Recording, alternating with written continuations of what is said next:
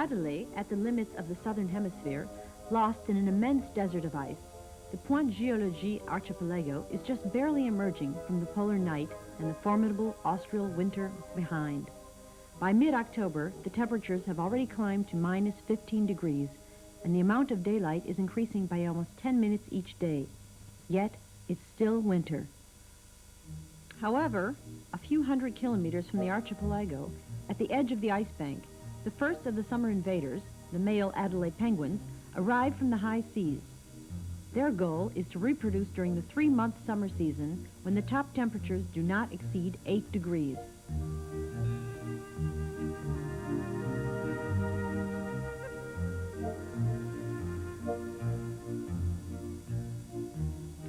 These seabirds can swim and walk, although they can't fly.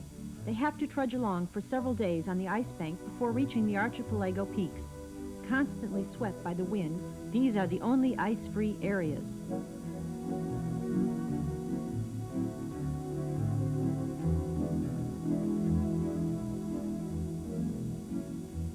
There's no food here, but what's most important is to find last year's nest and refit it as soon as possible. First come, first served. Materials are scarce. The neighbor's pebbles will do.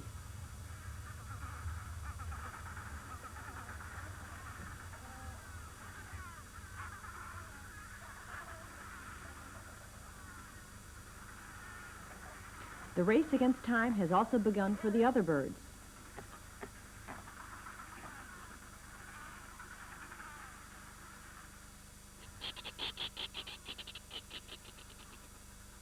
Last year's nests are still covered by snow.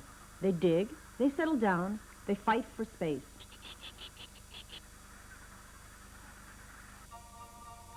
The ice bank below, crushed between the ice and the islands, cracks under the huge pressure.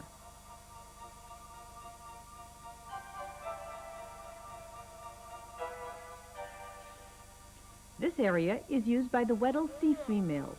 They come here to give birth in a safe place on stable ice moored to the islands.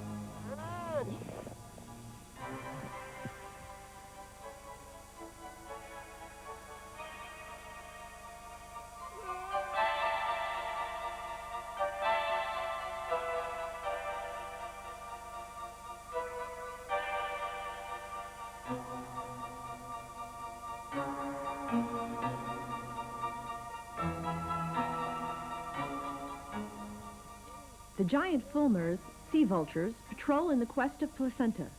The female seals will raise the young alone. The males remain invisible under the ice pack.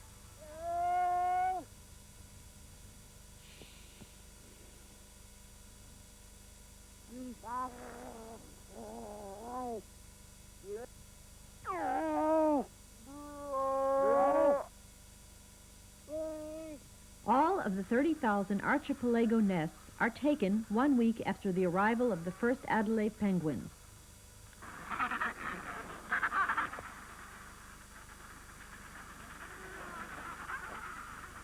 Each male has kept the distance required to be safe from the neighbor's pecks. The move is usually without incident, since most of the penguins find their old nest. However, the confrontations are severe in case of litigation.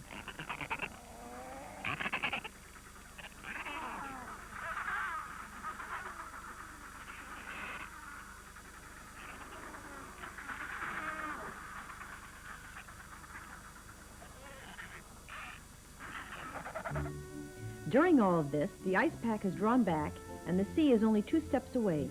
The females arrive to join their mates. They land directly at the foot of the colony.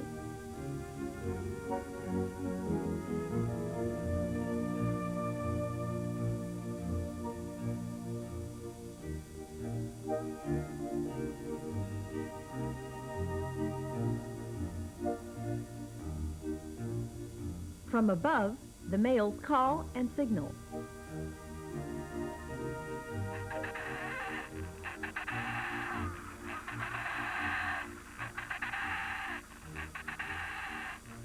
Another saving of time. 9 out of 10 females immediately go to their old nest. They find their partner, who they recognize by his song.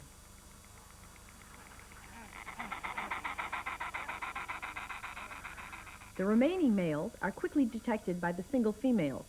After bowing, a sign of mutual interest, the female arranges the nest and settles down.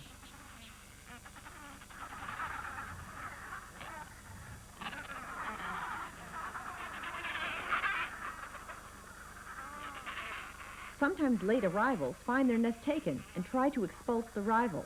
However, fights are rare. Displays are at a maximum at all nests. All of the penguins mate at the beginning of November, only 2 weeks after their arrival. Summer has not yet begun.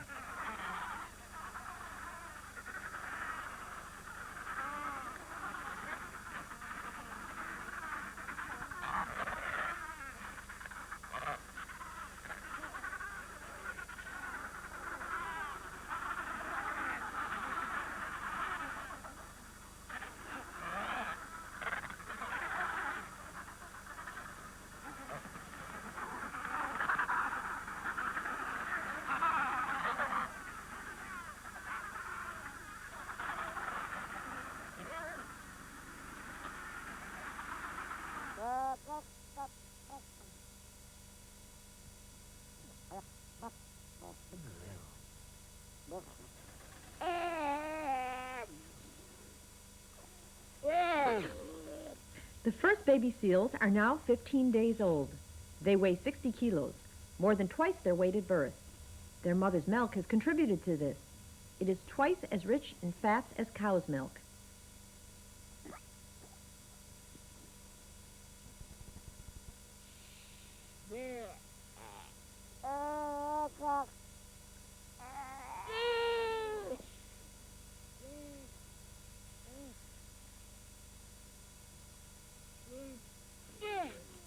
The first dip takes place at 3 weeks.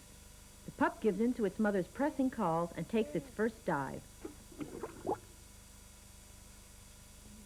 The baby seals are barely out of danger when the ice first begins to break up. The young can only be raised at a specific time.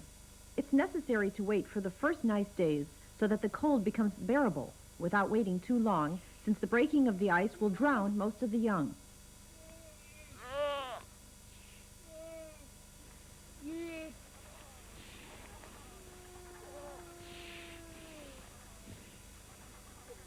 The females are again pregnant. They mated under the ice floe as soon as they returned to the water.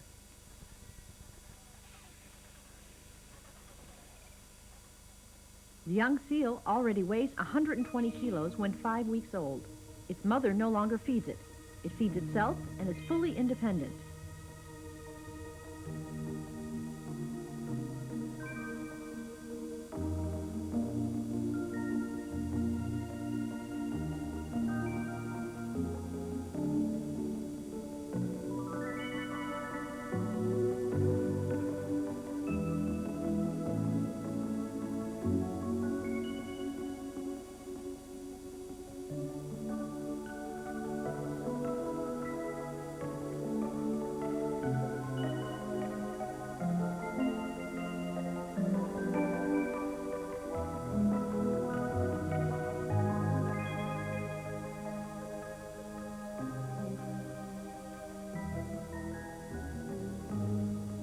Mid-November. The summer arrives along with the breaking of the ice. All of the birds display. The capped pigeons on the ledges and the steep slopes. The snow petrels in their nests in the scree.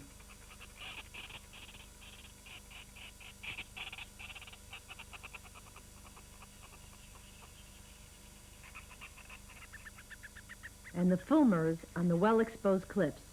The archipelago is full of life.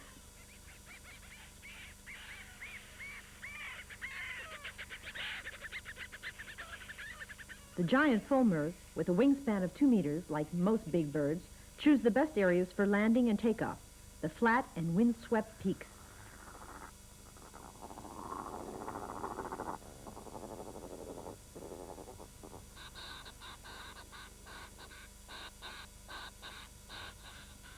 The tiny Wilson's petrels make amazing yearly migrations.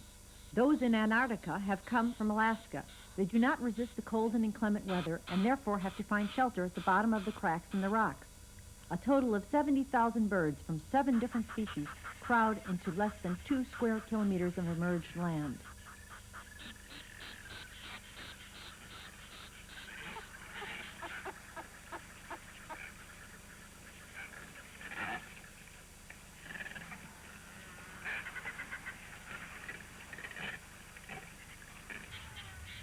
One month after their arrival, the Adelie penguins have already produced their first egg. Sheltered under the skin, it receives a maximum of heat. The pebbles in the nest isolate it from the icy water from the melted snow. The female settles down and broods as soon as the first egg has been laid.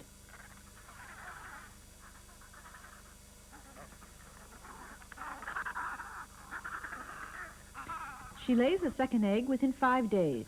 She then leaves the nest to her mate and returns to the sea. The females use this brief moment of respite to replenish their reserves.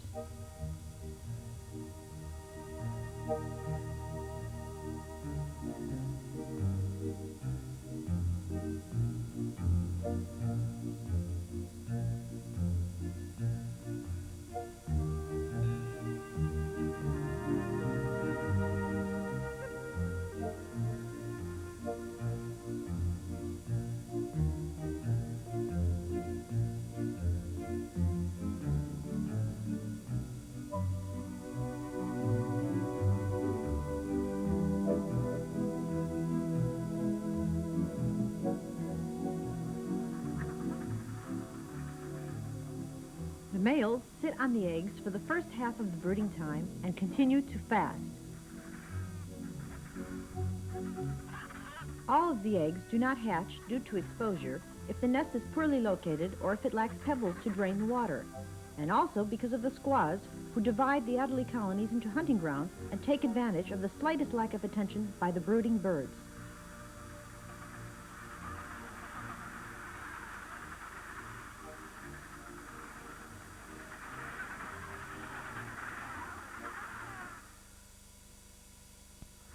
Christmas, middle of the Antarctic summer. The average temperature almost climbs to 0 degrees.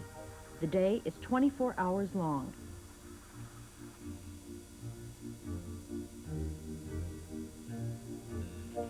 After 1 month of incubation, 2 chicks are born within several days of each other.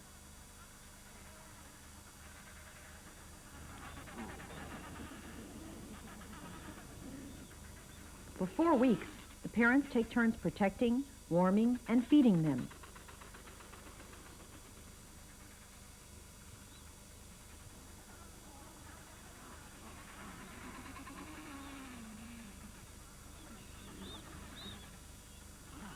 The firstborn is strongest and most active. He always eats first and only allows the other chick to eat after he is satiated. He will survive in case of a shortage. If both chicks were equally strong, they would both die. The law of the strongest, a priori, without pity, enables the survival of a maximum number of chicks.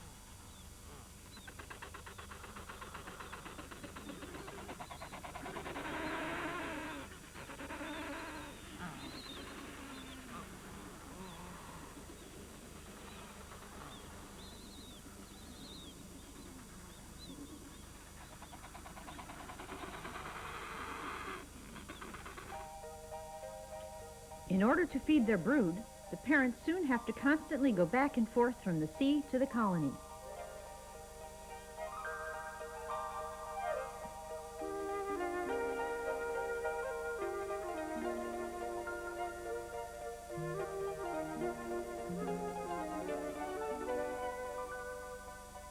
The Southern Ocean is full of krill at this time of the year. These small shrimp-like crustaceans are very nourishing. With each trip, the penguins bring back a supply in their crop.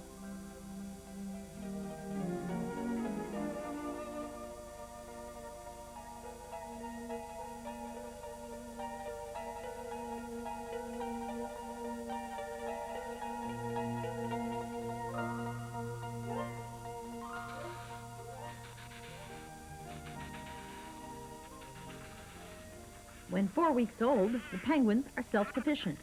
However, when they move away from their nest, they're aggressed by the neighboring adults who only know and tolerate their own offspring. Even in the middle of the summer, the climatic conditions are severe, and the weakest chicks are not able to survive the difficulties of emancipation.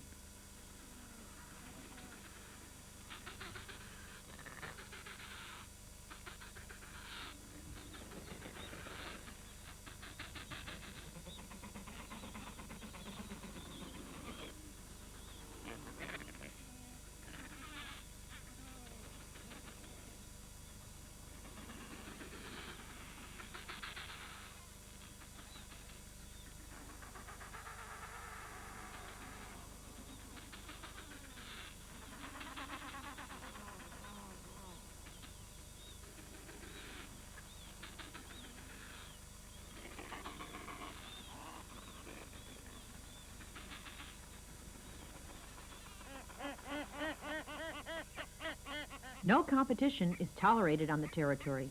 The squaws also need an abundant food supply for their young. They have to grow quickly because the young Adelaide penguin will be too big to be used as prey.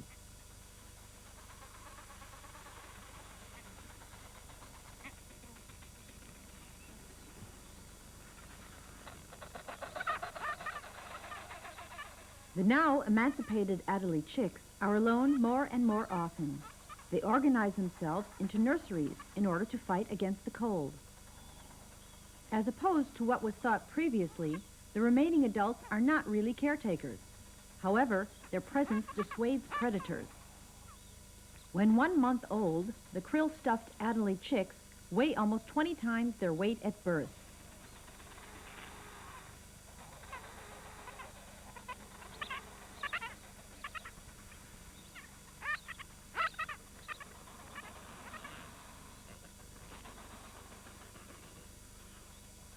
Krill is also required by a great many petrels. They travel great distances for it, beyond the penguin hunting ground. The nourishment is so effective that the offspring weigh more than the adults at the end of the growing period.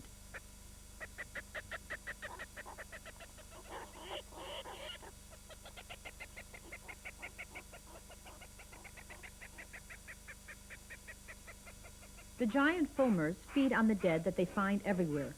Therefore, there isn't much competition for food among the species, and the maritime resources are exploited to a maximum.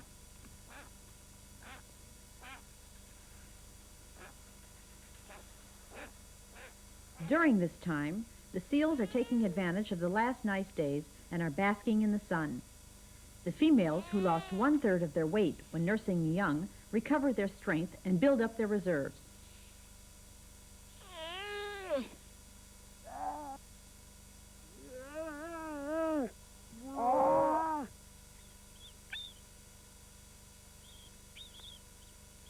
The Adelaide chicks begin to molt at the end of January. The long down, adapted to their life on land, is abandoned for watertight and insolent plumage, a diving suit required for aquatic life. This transformation consumes a great deal of energy and reserves. The chicks are particularly ravenous and literally assault the adults returning from the sea.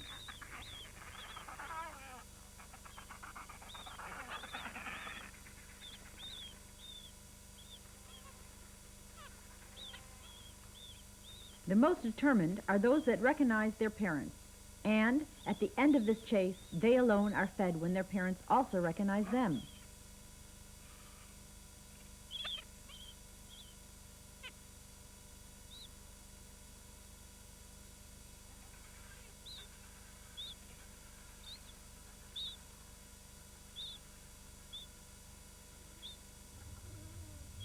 Strange as it seems, certain adults build their nests when winter is approaching. However, it's not as strange as all that. The single birds already prepare their nests for the next season.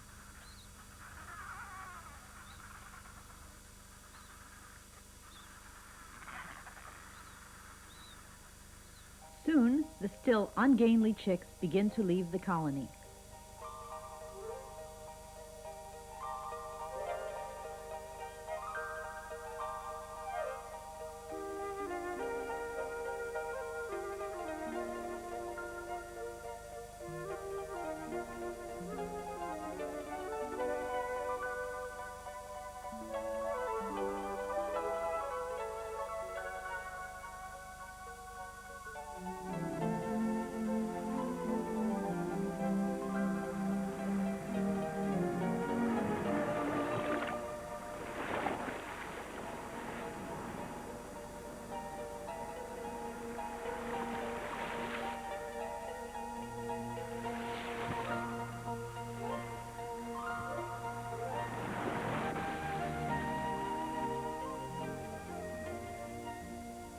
They remain at sea for 2 to 4 years, both in the summer as well as in the winter, beyond the ice pack. Only the urge to reproduce makes them return to the coast where they were born.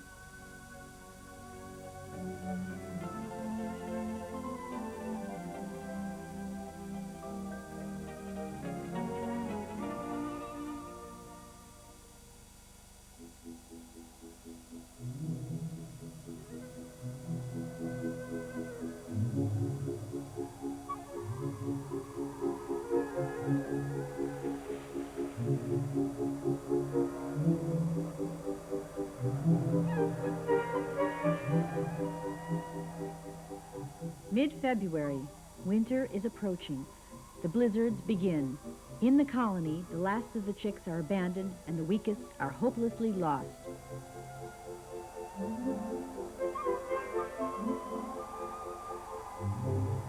Below, the adults group in order to also molt.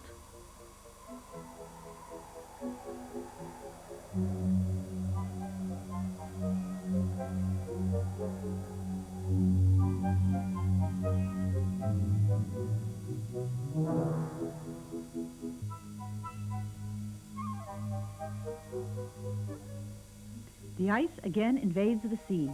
This signals the departure for all of the birds on the archipelago. They reach the ocean where they winter.